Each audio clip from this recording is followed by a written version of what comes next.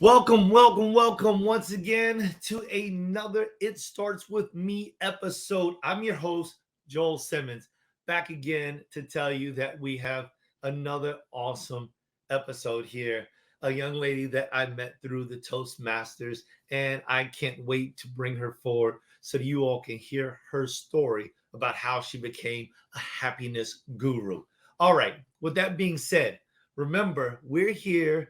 It starts with me every single Wednesday, 12:30, where we will be opening up these different stories of transition where you can learn from the testimonies of others to gain the knowledge you need to overcome. All right? 12:30 p.m. Eastern. Also, we're here on the weekend or Fridays at 9 o'clock, 6:30 p.m. Thank you. 6:30 p.m. And that's going to be our Community Beacon show. That's when I'm here with Michael Seville, the co-host. And I'm a co-host. It's a great show. We love to open that door up and get you all to come in and join us on that show. And then at 9 o'clock on Monday nights, it's Motivational Mike Monday, where Michael Seville comes out and he discusses different things on how you can improve in different matters of life. All right, listen, everybody. Join on in, like, comment, share, subscribe. We want you to love this stuff. Come on in, comment below at info@tenacityfoundation.com. Maybe you might want to join the show. Talk to us. Let's talk about what you have, and let's see if we can get you on the show. All right, let's get started, right? So we have coming before you Marina Shakour Haber. Haber. She is a happiness guru. I love the way that sounds all by itself. A happiness guru. All right. She works with individuals seeking to know themselves, what they want, and where they want to be the most impactful individual that they could possibly be. And she get fired up to become their best version. This is what she helps them to do. Fire them up so they can go out and be the best version of themselves. One of the ways that she presents this is through understanding the pyramid principle to build a meaningful life vision for self and all. Please welcome to the front, Marina. Thank you so much, Joel. How are you doing today? Terrific. I'm glad to be here. I'm delighted to be here. Thank you. How are you? I'm doing well. I'm doing well. It's been quite the eventful morning. Quite the eventful morning. Always good. Always good. I feel as if this is going to be an awesome, awesome, awesome interview, especially because of how eventful it has been. I've felt like I've gone through catastrophe after catastrophe. So I am ready for you to just inject happiness all over this place. Indeed, happiness is the key to life. If we are happy, life is easier. It's better. How did you come up with being the happiness guru? Where did that come from? Well, I have always been a happy person. There have been many challenges in my life, like in everybody's life, and I'm no different than anybody else. But in most situations, I have found my bearing and I kept my happy and my optimistic and positive and the certainty with which I go through these challenges, except for one time. And it was, I get very dark, and my mother looked at me and she said, "You know what the greatest loss is of this entire situation?" And I thought, "Oh no, there's more." And so she said, "It's losing you, who you are.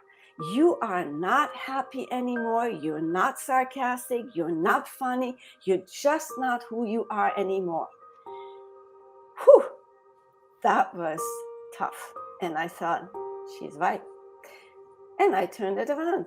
So I find that happiness makes everything in life just so much easier. It is just such a better feeling. It's that higher feeling, the emotion that lifts you up, and that attracts more of that to you, and you spread happiness throughout your community. that's really what has become apparent to me, and how I feel that I can help others feel better about yourself. Makes you happy. Mm. Wow. Okay. So we just jumped right on in, didn't we? Right into the deep end. I'm already in awe of the statement when you presented the one time that there was a dark moment in your life. And first off, for you to name one time, that There that are is more. There are more. extremely. There's more, okay? Because I'm like, that's impactful right there. Do you all hear this out here? We've got to get the recipe to this right here because she is killing it. So, but I guess then this was the specific time that caused the most impact inside of your life Yeah. that brought out this guru inside of you. What exactly was it, or can you walk me through that turnaround? Oh yes. Oh yes. It was the moment that I changed. What happened was my husband's business. He had a nursing agency that later on I started up again, but there was a problem with employees versus 1099. So the IRS came and visited us on September 13, 1993, with an order, and they took everything out of the house except for the few necessities of life. And at the time, I had my 2-year-old daughter was by my side, and I was pregnant with my son. And it was one of those really very, very emotional moments.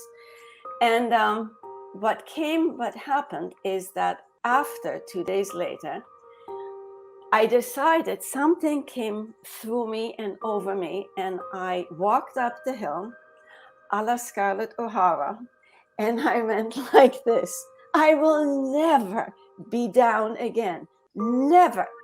And so what came through me was, become yourself, own it, own the situation. Whatever happened, happened, and you have to move forward.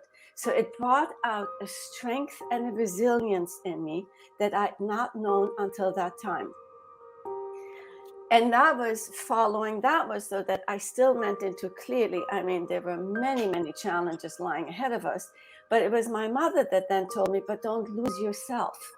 Don't lose who you are, that joyful, upbeat person. Don't let the burden of what is happening you pull you down. So by understanding and becoming aware of it, I turned it around. So yes, that was one of my moments of becoming. And what happened is then later on, a few years later, I started the agency again with great success until it was over, because then I needed to follow my spiritual path, which was, at the time I thought, oh no, I'm not walking down this lane. Nope, that's not for me. But the universe knew better. That's powerful. So that touched me. It touched me a lot, especially I had a conversation with my little boy. He's 11 years old. And I told him what I believe is the secret to the Simmons, the Joel Simmons family. And that is that we have our greatest power comes out through our tears.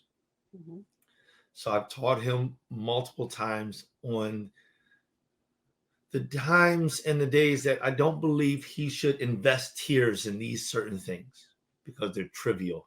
Mhm. And I'm listening to your story. I'm like, in 1993, she lost nearly every tangible item that she had.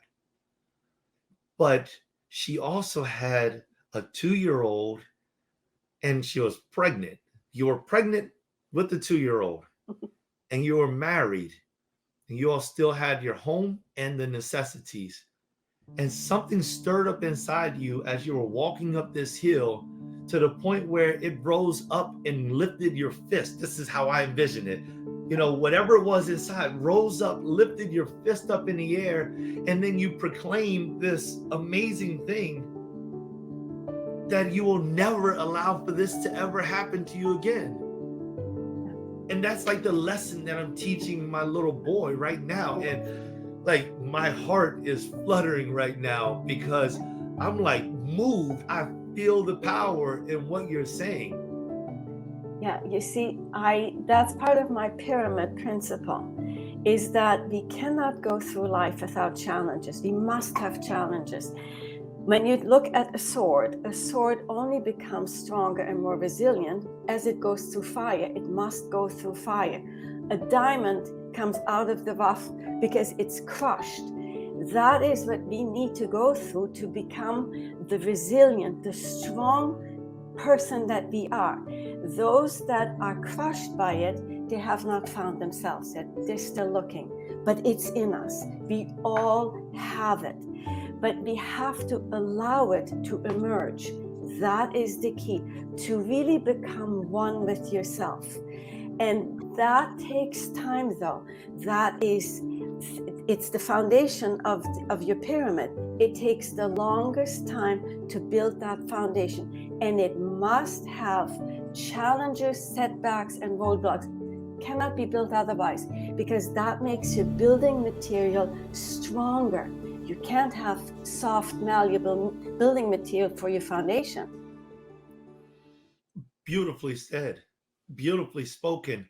And I think that that is something that absolutely has to be spoken at the top of the hill, at the top of the Yeah, mountain.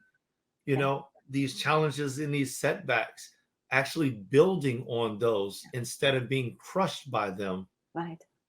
And what did that feel like, for you on that specific day in 1993?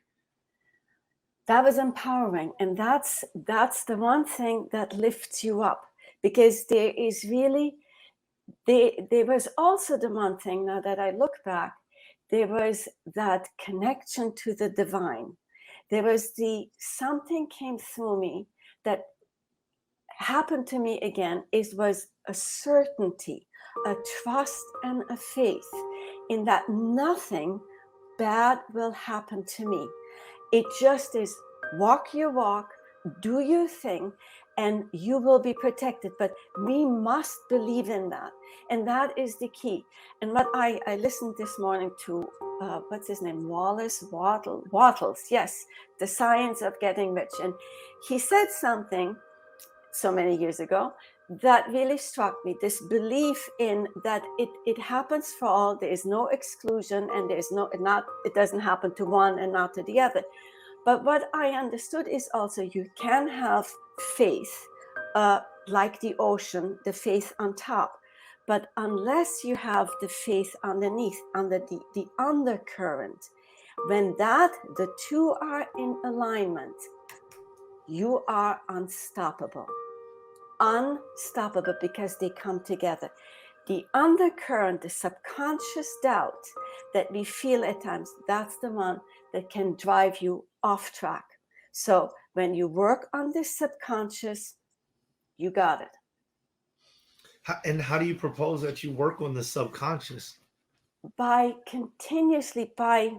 working on this, what I do is I feel certainty, and it's a feeling.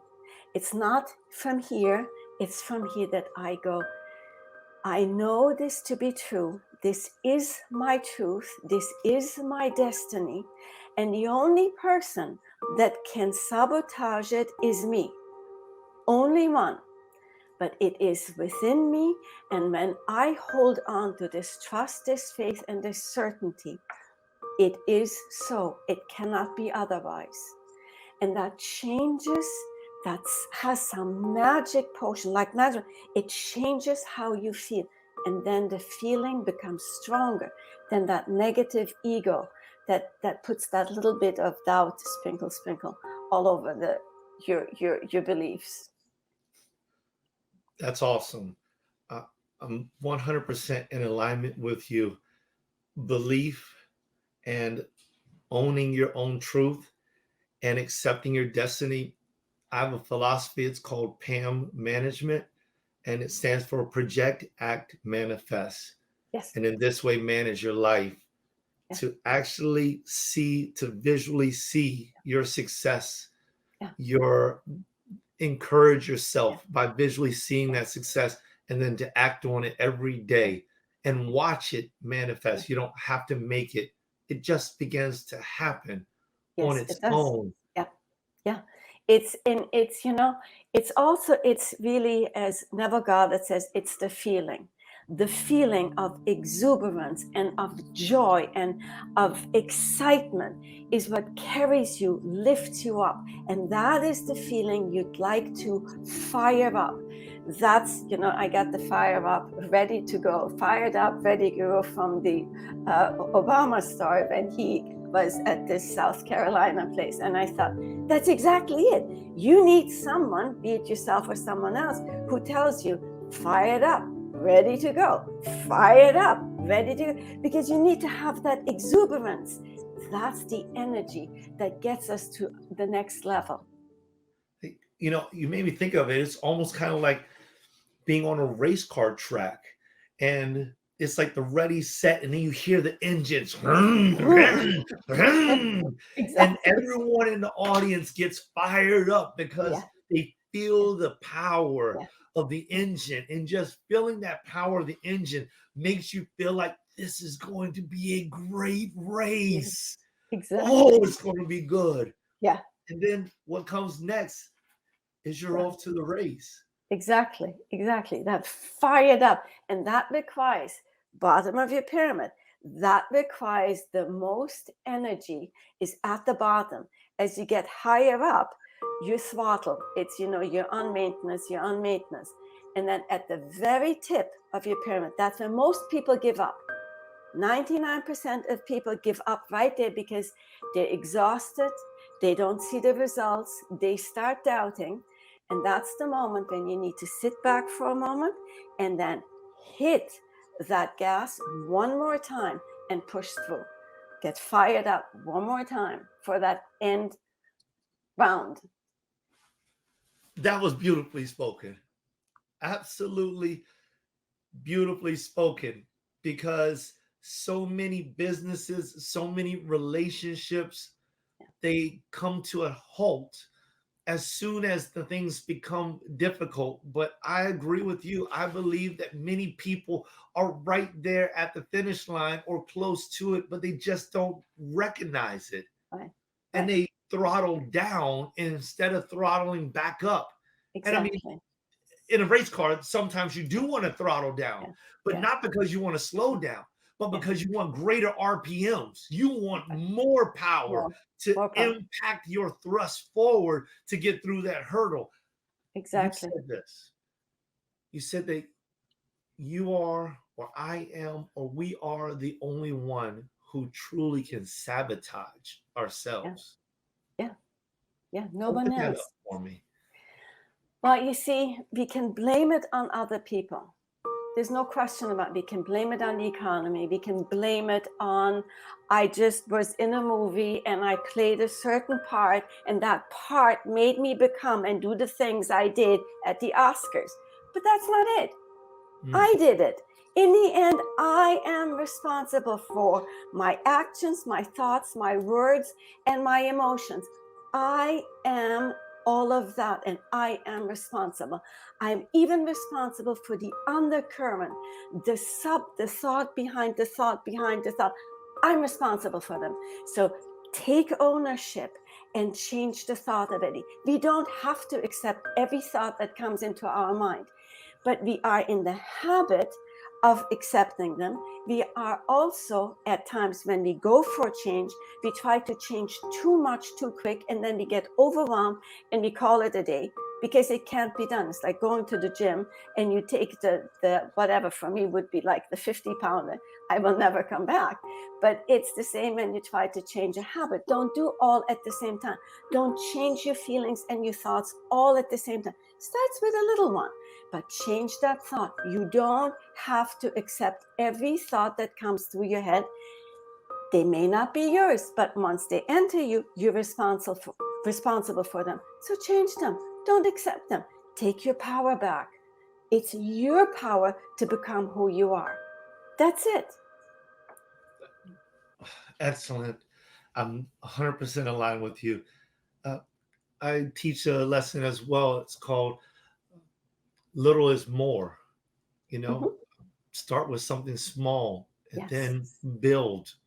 I hear that coming through you as well. And this is something that you share with those that you coach or Yes. consult. Yes.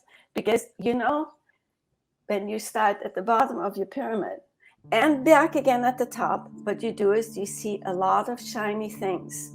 At the bottom, you need to see all those shiny things because you're learning. You're learning. Everything that you do is contributing to your knowledge.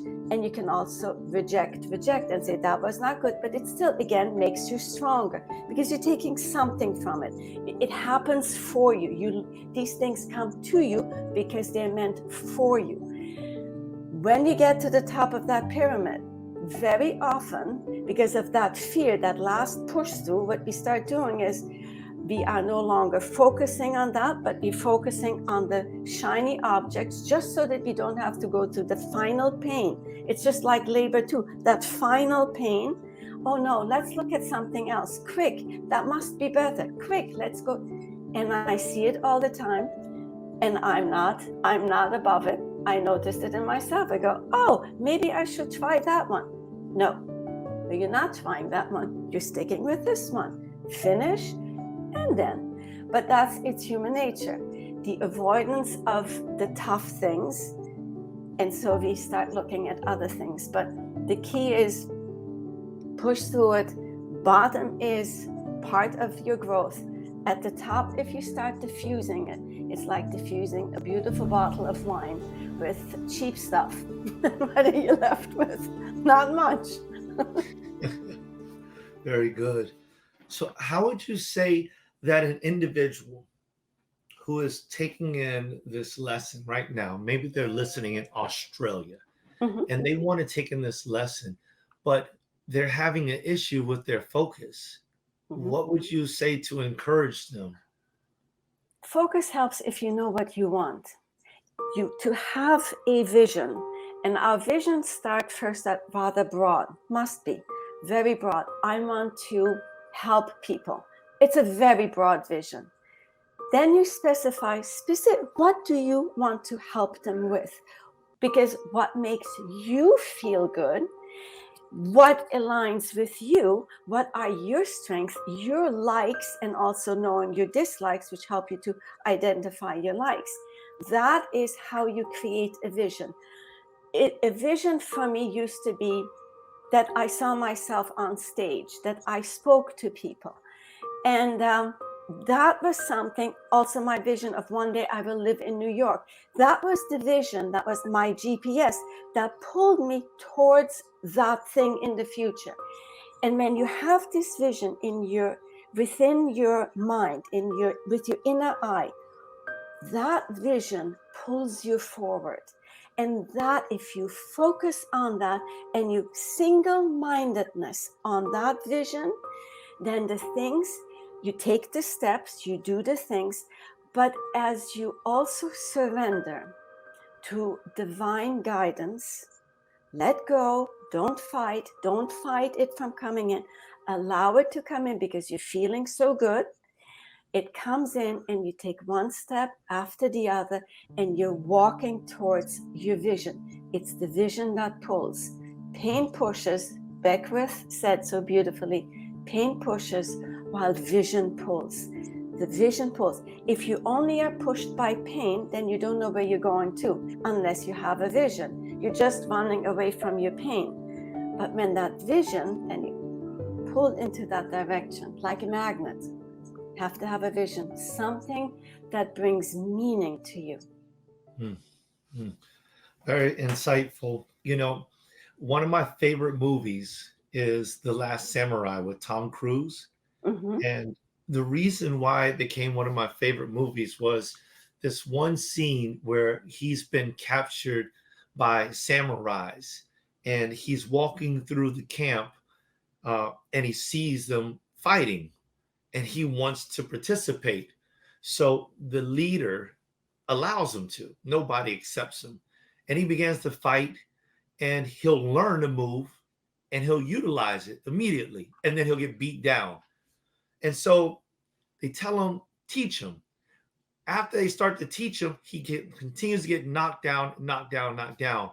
And his guide, his aide comes to him and he says, too many minds, one Mm. mind, too many minds. Yeah. And it was at that point in time that this person who was pushed by pain Mm. begins to focus in a vision of Yeah. sorts, and he finds himself and he Yeah. becomes a great samurai with honor and respect where he was once something different. See, that's the principle of life. It is again and again repeated in all things. When you're diffused, that's exactly what it is. You can't be it. It has to be a oneness, which brings us to what? The oneness is what life is, what our universe is all about. All in one. Everything is one. We are all one. And when we come together within us as one, focused on one thing, being one thing, that's when we are powerful. That is a beautiful story, Joel. I love that. Things like that move me just as well as what you're talking about is moving me. There's a scripture that I've read says that without vision, the people will perish. Yeah. And I think that we're on the same page. Yeah. This thing, it starts with us personally, right? Yeah. And it also starts, Joel, when we choose to have a better vision for our world. If in our mind's eye, we see our world as that perfect, balanced, harmonious, peaceful, loving world, we make changes. We change what is. Because remember, everything is energy. Our thoughts, our visions are energy. And when we see a better world, we create that world. So that is truly has always been what's been driving me, is when I look at our world, I see the pain and the suffering, which really breaks my heart. And you stand there and you can't change it. You can't be everywhere and help everyone. It's impossible. The only thing we can do is change our vision about our world, make it that perfect world, and we will create it. But it needs more than one. It needs more of us to do that. That's powerful. That's like the first law of thermodynamics, the law of energy of conservation, conservation of energy. That energy can neither be created nor destroyed, right? Energy can Yes. only be transferred or changed from one form to another. Yeah. And I Yeah. feel that's what you're saying. Yeah. And all of Exactly. us have a piece of that. Is that Yeah. right? Exactly right. Yes. Yes, exactly right. And so we build on that. Well, what would you say? Because somebody is going through a traumatic situation, maybe something that you've been through, maybe it's something that I've been through, maybe something totally different. And they're stuck there. It's like having a vehicle, having a truck or a car in the middle of the wilderness in quicksands. The wheels are turning and they're sinking deeper and deeper in, and they just don't know what to do. How do you help someone like that?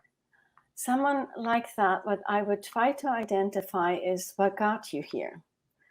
What made you be in this hole?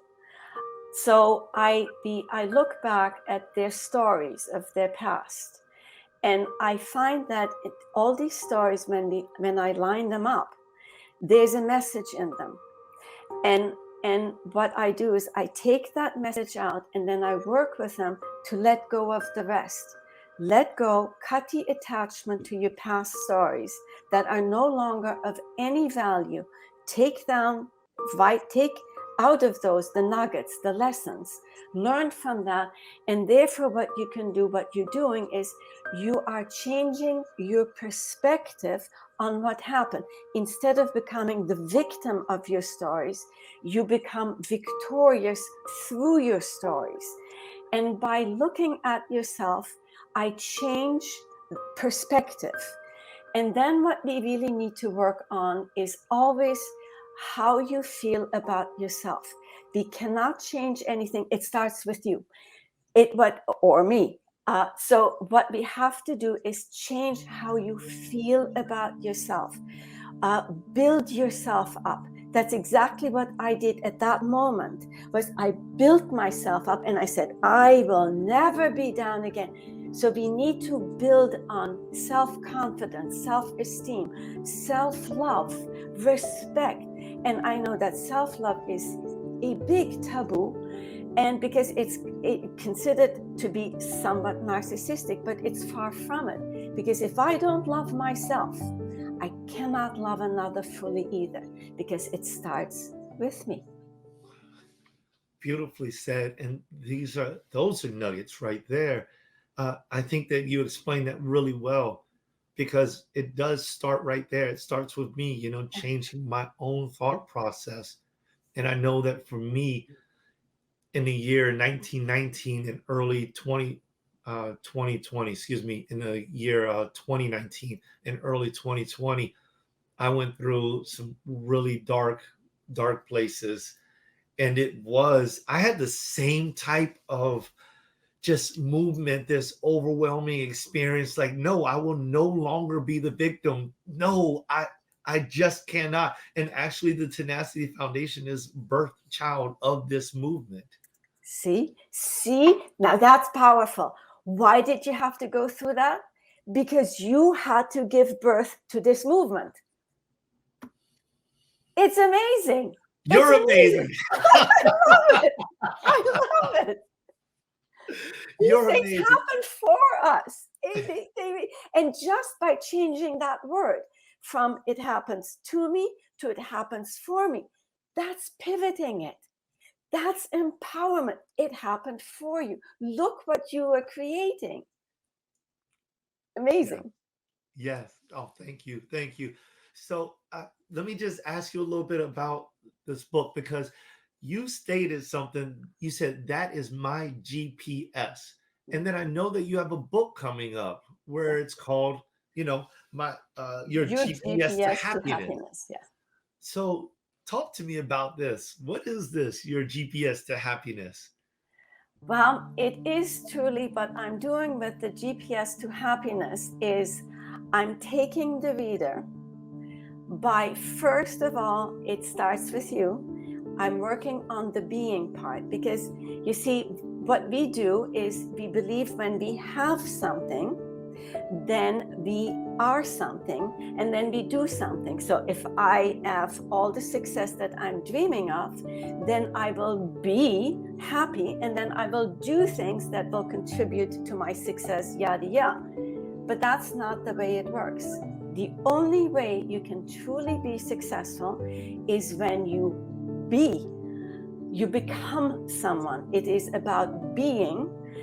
Then it is the doing is the conduit between the being and the habit. And I lead them from being to doing the things you must do, to then having. My having is clearly not the ones that bring you that car or buy you that car. My having is more about having greater wisdom, having a greater understanding about what makes life work, as in gratitude, as in forgiveness, as in love, and the secret, which I'm not giving away. But it's in the book, I bet. It's in the book. At the end of the book. I'm not giving it up. But I mean, you've already given us so much, because this, as my co-host in the Community Beacon, Mike Seville, would always say, words matter. Yes. And when we use those words effectively and correctly to administer to ourselves and our own soul, I mean, you said gratitude.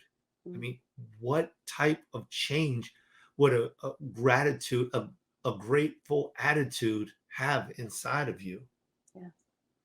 Yeah. Gratitude changes everything.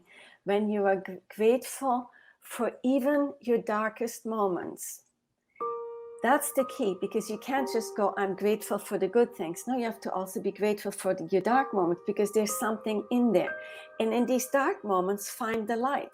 In these dark moments, thank the universe for you woke up. The sun is shining. You woke up in your bed. Anything, anything at all. Find something to be grateful for, because that changes you. It changes your attitude. And that's what it's all about, changing yourself and your attitude. Yeah. So instead of saying, oh, I have no meat in the fridge, all I have is bread and peanut butter, then maybe say, oh, yes, I got bread and peanut butter. We're eating today. And I have a fridge. And I have a fridge. I have a fridge. You know, you're amazing, because that was also part of what gave me the backing to start the Tenacity Foundation, because I look back over the last 20 years and I told my wife, I said, no matter what we've been through, and we've been through a lot, and we've lost a lot, no matter what it was, God, my belief, God has always given us back more. He's always brought us through. You know, we were almost out on the street and nobody even knew it, because the Lord opened up another door and we walked right into another home just like that. Nobody even knew. My kids didn't even know. Nobody knew. When we didn't have food inside of our fridge, people started giving us food. They didn't even know that we didn't have food. There was, and I tell these testimonies openly. My wife used to get upset with me a little bit. She's like, don't tell everybody. But now she's like, that's Joel.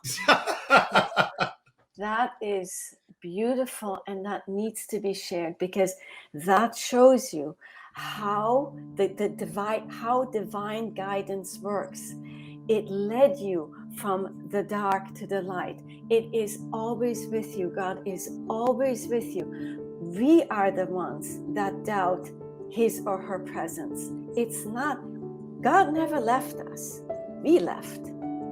So it's here. The presence is here. It is for us to tap into, and sharing your story. That's a beautiful story, and that's powerful, and that gives people hope. So I'm glad you're sharing that.